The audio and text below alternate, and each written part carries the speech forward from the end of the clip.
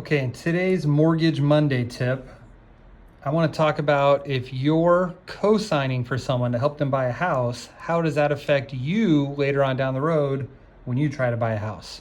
So let's illustrate this out. Okay, we got our buddy Fred here. He's got his stream of income and he wants to buy this house, okay? Or excuse me, let's say he only qualifies to buy this house, but he really wants a bigger house. Right? He only qualifies for the smaller house, but he wants the bigger house, which needs more income. So what does he do? Well, let's say he asks his buddy Barney. Okay, now they say, look, I got Fred's income plus Barney's income. Now we got enough income to qualify for this house. Okay, fine, no problem. I should also say at this point, Barney's got a couple options, okay? Option one is he going to occupy this home and live under the same roof with Fred? Okay, so they both could buy it together, right? Option two, Barney could be a non-occupant co-borrower, which means he's just signing. He's just providing his income to help Fred qualify, but he isn't going to live in it. Now, in this case, we'd also have to count wherever Barney does live. Maybe he's paying rent wherever he's at. So now, I have to count Barney's rent against his debt to income plus this new mortgage payment. And then again, we join the incomes, okay? But let's say, occupy it or not, let's say 6 months down the road, Barney wants to buy his own house. Okay, and he's got his eye, he says, hey, I have income, and I have my eyes on this house, and I'm just gonna use my income to qualify for that house. Well, the problem is when we pull credit, we're gonna see Barney's already got his name on this house, right? So his income's already tied up in here, which means he doesn't have any income to go buy this house, right? So that's a problem. That's gonna make Barney sad. So if you're Barney and you're trying to co-sign for your buddy Fred, right?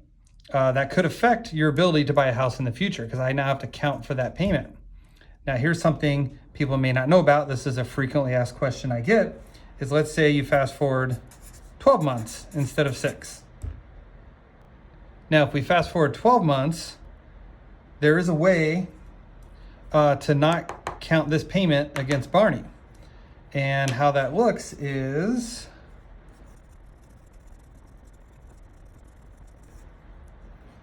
we would show Fred has made the last 12 months payments without Barney's help.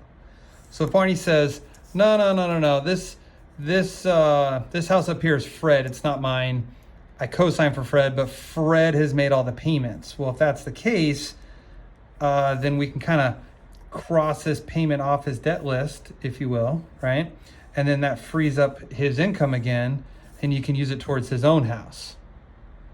Okay, so again, if you're co-signing, it may affect your ability to buy another house for up to 12 months. Now, unless, let's say Barney just makes so much money, it wouldn't matter, right?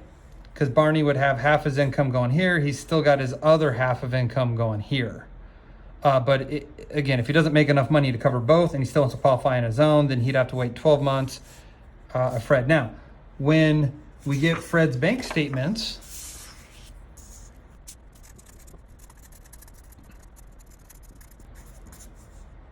okay, we need all 12-month statements. We have to show every single month for 12 months, Fred has made that payment. And we have to look, on each statement, we got to look for the transaction, right? The actual day it happened, transaction, the date, the amount, right? Mortgage payment to whoever the bank is, right? And we need to show that times 12 each time. Boom, boom, boom. Now, the other thing to keep in mind is on this bank statement, it needs to have Fred's name on it. Okay? It can't have Barney's name on it. It can't be a joint account with Fred and Barney because then it looks like Barney's making the payment. That wouldn't work. So we got to have Fred's name on it. It also can't have a bunch of, deposits every single month from Barney, and then the very next day Fred make the payment. That's just Barney filtering the money through Fred's account, right? That's why they need 12 statements to make sure Fred's making the payment. Now, it's also got to be Fred's account. It can't be some third party name like Rocco, right? Oh, I shouldn't have circled that. I should have crossed that off. It can't be a third party name like Rocco, because remember, on the mortgage up here, this loan up here, right, was the mortgage, has Barney and Fred and Barney on it, right? Fred and Barney. So what we're looking for is Fred's bank statement. 12 times he paid on this one, so now I no longer have to account for it against Barney when I qualify Barney to buy this house 12 months later. Okay, the other thing I want to keep in mind if you're Barney the cosigner is, let's say you're living down here, right? So now you're smiling and you're making your payments every month and everything's happy, and then oops, Fred at some point misses a payment and is 30 days late on this payment that Fred's been making, right? Will that affect Barney? And the answer is yes. So when you're a cosigner, you're on this loan.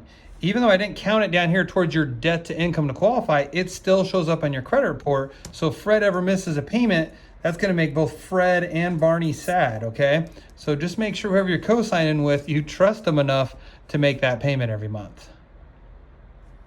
If you have any questions at all, just let me know how I can help. Free consultation, free pre-approvals, even free upfront underwriting reviews.